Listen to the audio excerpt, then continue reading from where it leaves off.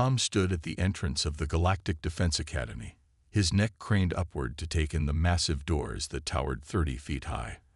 The steel and glass structure stretched toward the purple sky of planet Centauri, making him feel even smaller than usual. At 5 feet 6 inches, he was used to feeling small on Earth. Here, among the giants of the galaxy, he felt like a child who had wandered into the wrong building. 2 senior cadets walked past him, their 8-foot frames casting long shadows over his position. One of them, a reptilian creature with scales that shimmered like polished armor, snorted in amusement. "Look at that. They're letting pets into the academy now." Tom tightened his grip on his regulation duffel bag and walked through the doors. The academy's main hall bustled with activity as new recruits from across the galaxy found their way to orientation. Every single one of them towered over him. Some had natural armor plating, others possessed multiple limbs, and a few even had built-in weapons like retractable claws or venomous spikes. A holographic map floated in the center of the hall. Tom approached it, trying to ignore the stares and whispers that followed him. He was the only human in sight, and probably the only one in the entire academy. Humans were still new to the galactic community, having joined only 5 years ago. "You must be lost, little one," a deep voice rumbled from above. "The tourist center is in the next building." Tom turned to face the speaker. A massive Taurian stood there, his bull-like features twisted in a mocking smile. Like all his species, he had thick gray skin that looked like living stone and muscles that could probably crush a small vehicle. "I'm Cadet Tom Walker," Tom said, keeping his voice steady. "And I'm exactly where I'm supposed to be." The Taurian threw his head back and laughed, drawing even more attention to their interaction. "I'm Bull, and this is a military academy, not a petting zoo. We train warriors here, not." He waved his massive hand dismissively. "Whatever you're supposed to be." A crowd had gathered now, various alien species watching the exchange with either amusement or curiosity. Tom noticed that even the smallest of them stood at least 7 feet tall. "The entrance requirements were clear," Tom replied. "I passed all the tests. Same as you." Bull leaned down, his face now just feet from Tom's. "The tests were designed for real warriors. Someone clearly made a mistake letting you in. How do you expect to fight in real combat? You couldn't even lift a standard-issue weapon." Tom met Bull's gaze. "There's more to being a warrior than size." "Is there?" Bull straightened up and addressed the crowd. "Look at this. The human thinks he can be a warrior. He wouldn't last 5 minutes in a real fight. His bones would snap like twigs." The laughter that followed echoed through the hall. Tom stood his ground, even as his cheeks burned with humiliation. He'd expected this reaction, had prepared for it, but the reality still stung. A sharp tone cut through the laughter. The crowd parted as Instructor Jack, a veteran warrior known throughout the galaxy, approached. His cybernetic eyes scanned the scene, its red glow settling on Tom. "Orientation begins in 5 minutes," Jack announced, his voice carrying authority that silenced everyone. "All cadets report to Training Hall 1. He paused, looking at Bull. "All cadets, regardless of size." The crowd dispersed quickly, Bull giving Tom one last dismissive look before joining the flow of bodies moving toward the training hall. Tom started to follow, but Instructor Jack's hand stopped him. "They're right about one thing, Cadet," Jack said quietly. "This academy wasn't built for humans." Tom nodded.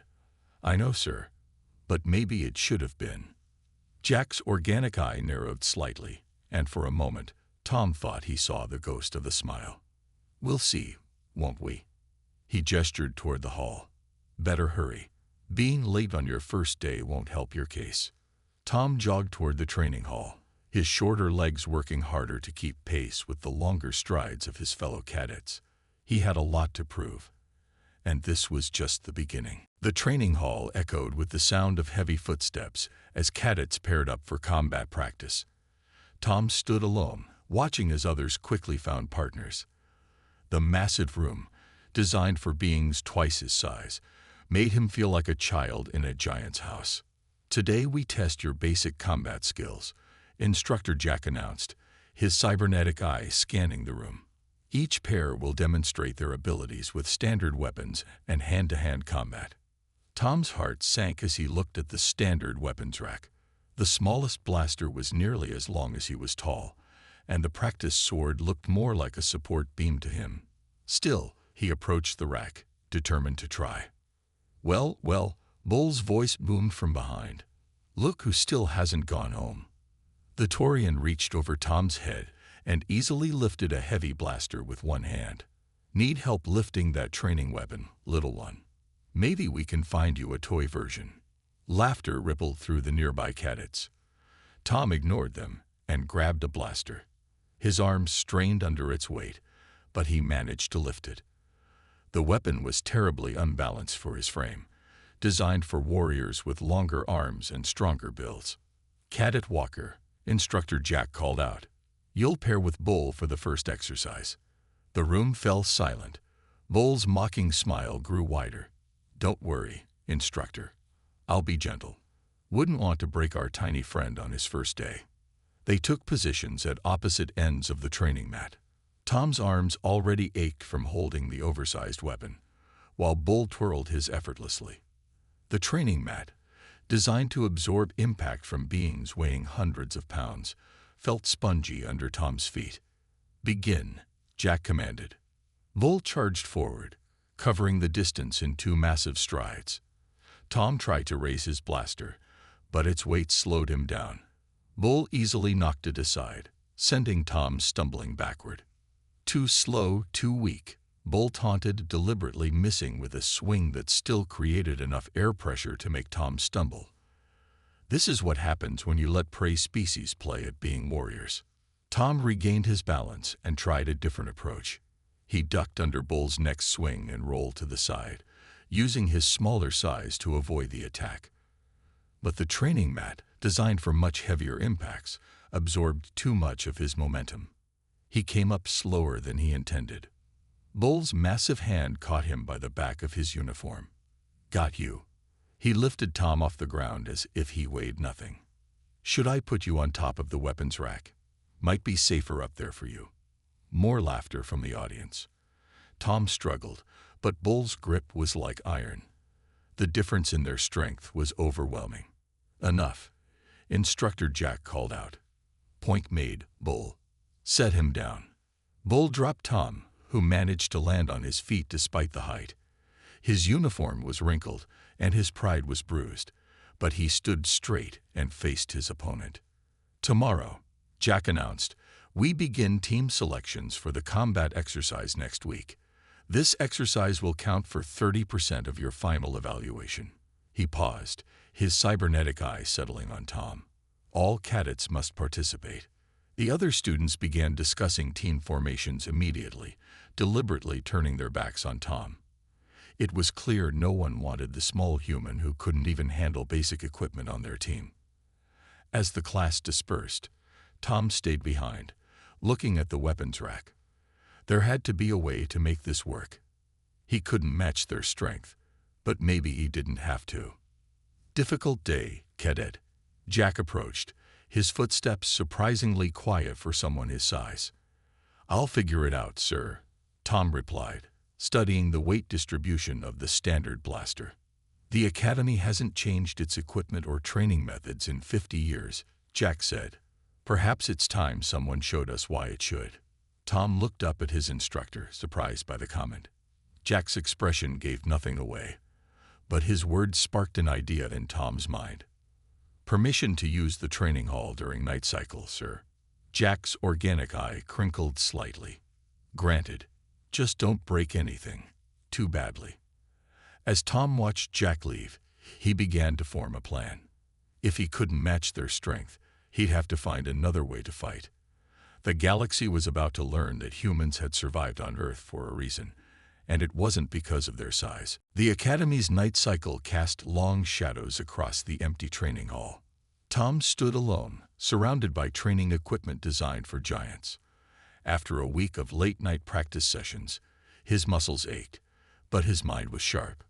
Computer, play Earth Combat Archives, Brazilian Jiu-Jitsu, and Zero-Gravity Combat, Tom commanded. Holographic images flickered to life around him, showing human fighters using their opponent's strength against them. He had spent days studying these old Earth recordings, combining different fighting styles. The standard academy training focused on power moves and direct attacks, but humans had developed countless ways to fight larger opponents over their history. Tom picked up the oversized blaster he'd struggled with before. Instead of trying to aim it like the other cadets, he'd modified the weapon's strap, creating a counterweight system. Now he could use his whole body to swing and aim, turning the weapon's excessive weight into an advantage. Computer, activate training drone. Level 1. Tom called out. A practice drone hummed to life, its massive frame matching the size of his alien classmates. As it charged forward, Tom didn't try to match its strength. Instead, he slid beneath it, using the smooth floor and his smaller size to his advantage. The drone turned, programmed to fight like his larger classmates. But Tom was ready. He used the blaster's weight to swing himself around, landing a precise hit on the drone's weak point. The Academy's combat instructors always taught to aim for center mass, but Tom had discovered that the joint areas were much more vulnerable. Impressive adaptation, a voice said from the shadows. Instructor Jack stepped into view, his cybernetic eye glowing softly in the dim light. Most cadets try to become stronger. You're the first to try becoming smarter. Tom lowered his modified weapon. The others can outmuscle me, sir. I had to find another way. Jack walked over to the weapons rack, examining Tom's modifications. You've rebuilt half the training equipment. Not rebuilt, sir. Reimagined. Tom demonstrated how he'd added pivot points and counterbalances to the standard gear. Humans have always been smaller than their predators. We survived by adapting. Jack picked up one of the modified weapons. The Academy's combat simulations are designed for brute force approaches. No one has ever questioned this. That's because no one small enough has ever tried, Tom replied. He moved to a console and brought up the training simulations code. Look here, sir. The system expects direct attacks. But if you approach from unexpected angles, he highlighted several sections of the programming. Jack's organic eye widened slightly. You've found blind spots in our combat protocols. Gaps that someone my size can exploit, Tom corrected. The bigger they are, the harder they fall, Jack finished, recognizing the old Earth saying, "Show me." For the next hour, Tom demonstrated his new fighting style. He used maintenance passages that larger species found too cramped, turned corners that bigger warriors couldn't navigate quickly, and employed leverage points that others hadn't considered. Each move was calculated, efficient, and unexpected. Tomorrow's team selection will still be difficult, Jack warned. The other cadets won't understand these tactics. Tom nodded, wiping sweat from his forehead. I don't need them to understand, sir. I just need one chance to prove they work. And if they don't give you that chance, then I'll make my own, Tom said, determination clear in his voice. Humans are good at that too. Jack studied him for a long moment, his cybernetic eye scanning Tom's modifications. The galaxy has grown comfortable with its assumptions about warfare, cadet. Perhaps it's time those assumptions were challenged. As Jack turned to leave, he paused. The combat exercise next week. There's no rule saying you have to fight like a Taurian to win like one. Tom watched his instructor disappear into the shadows. Looking at his modified equipment and the combat simulation results, he allowed himself a small smile. Bull and the others thought size determined everything in combat. Soon they would learn that the galaxy's newest species had survived countless predators, not by being the biggest, but by being the most adaptable. The night cycle continued as Tom returned to his practice. Tomorrow would bring new challenges, but for the first time since arriving at the academy, he felt ready. Sometimes the best way to change the game was to refuse to play by the old rules. Red alert sirens blared through the academy's halls. Emergency lights pulsed as cadets rushed to their assigned positions. Tom stood in the command center, watching the main screen as it showed 3 pirate ships attacking the nearby space station Alpha. All senior cadets, report to the transport bay, the Academy's AI announced. This is not a drill. Repeat, this is not a drill. Bull and the other top-ranked cadets grabbed their weapons and headed for the ships. As Tom moved to follow, Instructor Jack stopped him. Not you, cadet, Jack said firmly. This is a real combat situation. You'd be, he hesitated, a liability in direct combat. Tom watched helplessly as the other cadets boarded the rescue ships. Some of them smirked as they passed him. Bull didn't even bother to look his way. The massive doors closed, and the ships launched toward the space station. Return to your quarters, Jack ordered before joining the Academy's senior staff in the tactical room. Tom started walking back, his fists clenched. After weeks of training, they still saw him as useless. He was halfway to his quarters when the lights flickered and died, plunging the hallway into darkness. The emergency backup lights kicked in, casting an eerie red glow. Something wasn't right. The attack on the space station had drawn away most of the Academy's fighting force. Tom's mind raced as he remembered the patterns from his combat simulations. This was too perfect to be coincidence. A loud explosion rocked the building. Tom stumbled but kept his balance. Alarms began blaring in new patterns. Internal security breaches. The pirates hadn't just attacked the space station. They had used it as a distraction. Warning. Security breach in sectors 7, 12, and 15. The AI announced. Unknown hostiles have entered the facility. All remaining personnel proceed to secure locations.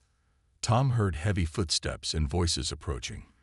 He quickly ducked into a maintenance shaft, one of the many small spaces he'd mapped during his night training sessions. Through the grating, he saw 6 heavily armed pirates march past. They were massive, like most species in the galaxy, and carried weapons that could tear through the Academy's internal walls.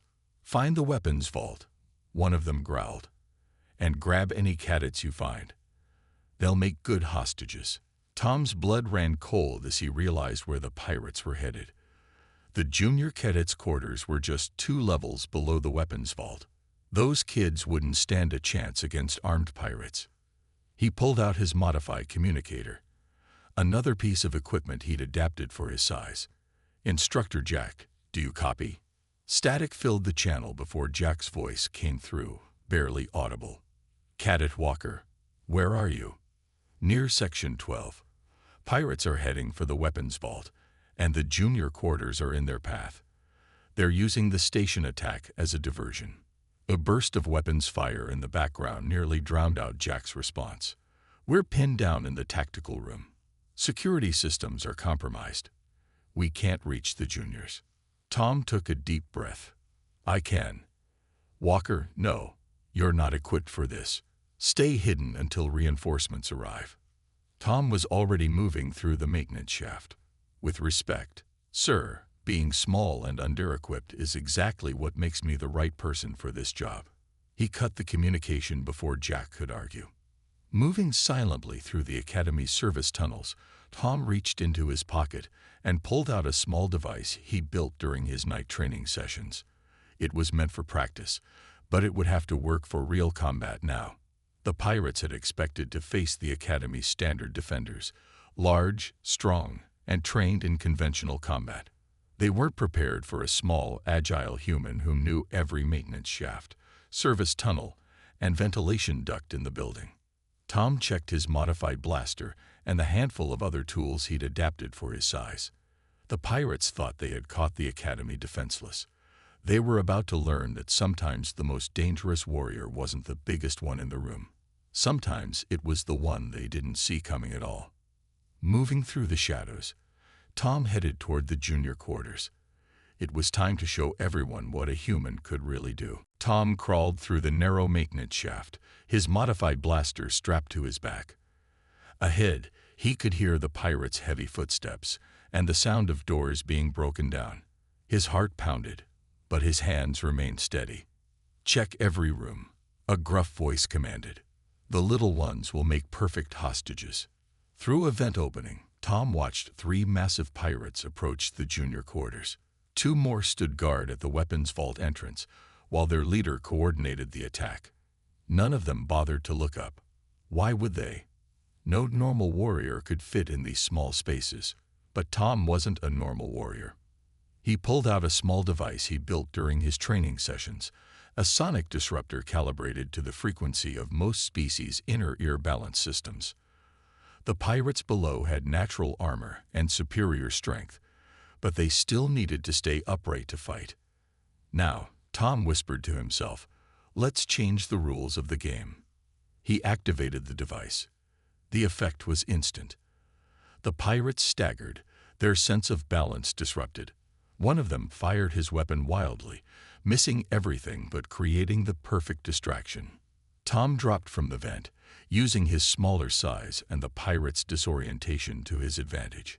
He rolled between the legs of the largest pirate, placing a small magnetic device on the warrior's armor as he passed. What the? The pirate tried to turn, but the magnetic device activated, pulling his armor toward the metal wall. With his own weight and strength working against him, he couldn't break free. 2 more pirates charged forward. Tom dove into a narrow corridor designed for maintenance droids. The massive pirates followed, but the tight space forced them to move in single file, their bulky frames scraping against the walls. "Come out, tiny thing," one called. "We'll make this quick." Tom's voice echoed from different directions, using the ventilation system to confuse them. Size isn't everything in a fight. He activated another device, filling the corridor with dense smoke. The pirates fired blindly, their powerful weapons punching holes through walls. But Tom wasn't there. He'd already moved through a maintenance hatch, circling behind them. In the confined space, their size became a disadvantage. They couldn't turn quickly, couldn't use their full strength. Tom struck precisely, using his modified blaster as a lever rather than a direct weapon. He hit pressure points he'd studied in the Academy's biological databases, spots where even natural armor had to be flexible. One by one, the pirates fell. The leader, hearing the commotion, charged toward the sound of fighting. But Tom had prepared for this. He'd used the pirates' own blaster holes to create a web of tripwires made from maintenance cable. The massive warrior crashed down, his momentum working against him. Before the pirate leader could rise, Tom was on his back, pressing a small device against his neck, right where the armor had to be thinner to allow movement. "Don't move," Tom said calmly. "This is a neural disruptor. It's small, like me. But like me, it can still do the job." The leader froze. "How? You're just a tiny human." "Size isn't everything," Tom replied, activating his communicator. "Instructor Jack, I've secured the junior quarters. 5 pirates subdued. Requesting cleanup crew." Static crackled before Jack's voice came through, sounding surprised, and was that pride. "Hold position, Walker. Support team is on the way." As Academy security forces arrived to take the pirates into custody, Tom checked on the junior cadets. They stared at him with wide eyes, not with mockery this time, but with awe. "How did you beat them?" a young cadet asked. "They were so much bigger." Tom smiled, thinking of all his late-night training sessions. Being a warrior isn't about being the biggest or strongest. It's about using what you have, no matter what size you are. The security footage would later show how a single human cadet had outsmarted and outmaneuvered warriors 3 times his size. But more importantly, it would show that sometimes the greatest strength isn't in size at all. It's in the ability to adapt, to think differently, and to turn apparent weaknesses into strengths. The Academy's main hall buzzed with excitement as hundreds of cadets gathered for the emergency assembly. The massive screen behind the stage showed footage from yesterday's pirate attack, specifically the sections where Tom had taken down the intruders. Tom sat in the front row, feeling strange as he watched himself on the screen. The senior cadets, including Bull, had returned from the space station only to find that the smallest cadet had defended the Academy in their absence. Admiral Stone, the Academy's commander, stepped onto the stage. His massive frame, covered in ceremonial armor, commanded immediate silence. Yesterday, his deep voice echoed through the hall. We witnessed something unprecedented. While our main forces defended Space Station Alpha, a small group of pirates attempted to infiltrate our academy. They believed we would be defenseless. He paused, looking directly at Tom. They were wrong. The screen showed Tom moving through maintenance tunnels, using the Academy's infrastructure in ways no one had considered before. It showed him turning the pirates' size against them, using modified equipment and tactical thinking instead of brute force. Cadet Walker, Admiral Stone called out. Please join me on stage. Tom walked up, aware of every eye in the room following him. He looked tiny next to the Admiral. But for the first time since joining the Academy, he didn't feel small. The Academy's Combat Review Board has analyzed your performance, the Admiral continued. Your modifications to standard equipment, your use of maintenance systems as tactical advantages, and your understanding of anatomical weak points show a level of innovation we haven't seen in decades. Bull shifted uncomfortably in his seat as the screen showed Tom taking down pirates 3 times his size. Furthermore, Admiral Stone gestured to Instructor Jack, who stepped forward carrying a data pad. Your combat techniques have exposed critical gaps in our traditional training methods that have remained unchanged for 50 years. Jack's cybernetic eye glowed as he spoke. Cadet Walker didn't just defend the Academy. He showed us that we've been teaching combat wrong. Size and strength are assets, but adaptability and tactical thinking are weapons that can't be countered. The Admiral nodded. Therefore, as of today, the Academy is implementing new training protocols. All cadets will learn to use their environments tactically. They will study how to turn apparent weaknesses into strengths. He looked down at Tom. And Cadet Walker will help design these protocols. Murmurs of surprise filled the hall. Tom stood straighter, barely believing what he was hearing. But sir, Bull's voice cut through the noise as he stood up. The traditional methods have served us for generations. We can't change everything because of one small. He trailed off, finally realizing how his words sounded. One small warrior who saved our academy. Admiral Stone finished for him. Size, Cadet Bull does not define a warrior. Yesterday proved that. He turned to address the entire hall. The galaxy is changing. We must adapt or fall behind. Cadet Walker has shown us that there is strength in being different, in thinking differently. Tom watched as Bull slowly sat down, his expression thoughtful rather than angry. Cadet Walker, the Admiral continued, you will begin instructing special combat classes immediately. Show our cadets how to think beyond their physical advantages. Teach them what humans know about turning disadvantages into strengths. Yes, sir, Tom replied, his voice steady and clear. As the assembly ended, cadets who had once mocked Tom now approached him with questions about his techniques. Even Bull waited to speak with him. I was wrong, Bull said, looking down at Tom with new respect. You are a warrior, a different kind than I'm used to, but a warrior nonetheless. Would you? He hesitated. Would you be willing to teach me some of those moves?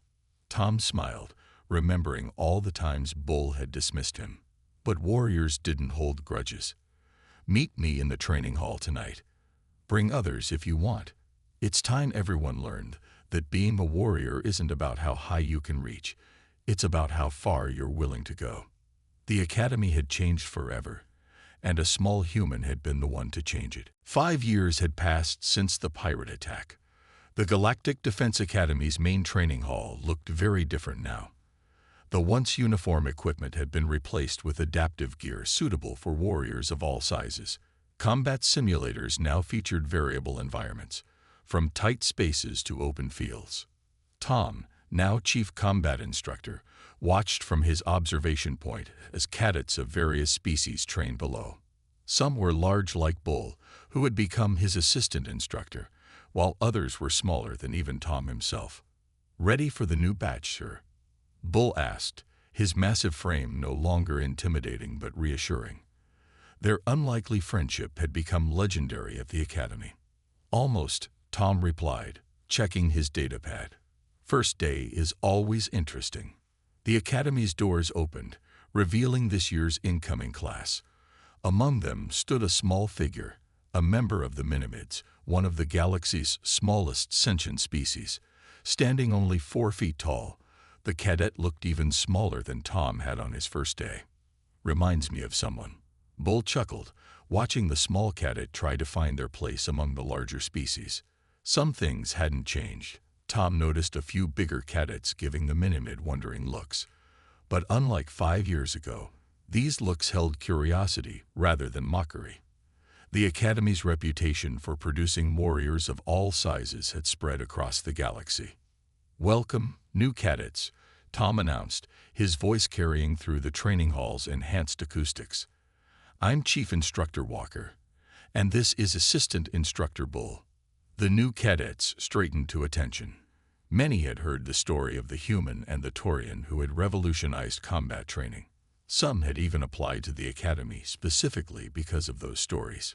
"Look around," Tom continued, walking among them. "You see warriors of different sizes, different species, different abilities. 5 years ago, only one type of warrior was considered valuable." He stopped beside the Minimid cadet. "We proved that thinking wrong." Bull stepped forward, his heavy footsteps echoing. "Traditional combat focused on power. Now we know better. True combat mastery comes from adapting, from using everything you have, no matter what that is." Tom activated the training hall's holographic display, showing footage from various graduate missions. Small warriors slipping through spaces others couldn't reach. Large warriors providing cover while smaller teammates completed precise tasks. Every size, every ability working together. "The pirates taught us something important that day," Tom said, looking at the Minimid cadet who stood a little straighter under his gaze. "They thought they could predict how we would fight. They thought size determined everything." He smiled. They were wrong. The display shifted to show the Academy's new combat statistics. Graduate success rates had increased by 200% since implementing the new training methods. Cadet retention had improved across all species, and the Academy now received applications from worlds that had never considered sending warriors before. "Today you begin your journey," Tom announced. "Some of you might think you're too small, too weak, or too different to be warriors. Others might think your strength alone will carry you through." He exchanged a knowing look with Bull. "You're all wrong." Bull nodded. "Being a warrior isn't about fitting some ancient standard. It's about finding your way to fight, your way to contribute." The Minimid cadet raised a hand. "Sir, what if others don't believe in us?" Tom walked over, remembering his own first day. "Then you show them why they should. Not by trying to be like them, but by being the best version of yourself." He turned to address the entire class. "The galaxy is changing. Old threats emerge in new forms. New challenges require new solutions. We don't need warriors who all fight the same way. We need warriors who can think differently, adapt quickly, and work together." Bull stepped forward. "Your first lesson begins now. Forget everything you think you know about what makes a warrior." He grinned at Tom. "A small human taught me that lesson 5 years ago. Now we'll teach it to you." As the cadets moved to their training positions, Tom watched the Minimid join a group of larger warriors who welcomed them without hesitation. The Academy had changed, and with it, the galaxy's understanding of what made a true warrior. Size, after all, had never been the measure of greatness. It was the size of one's determination that truly mattered.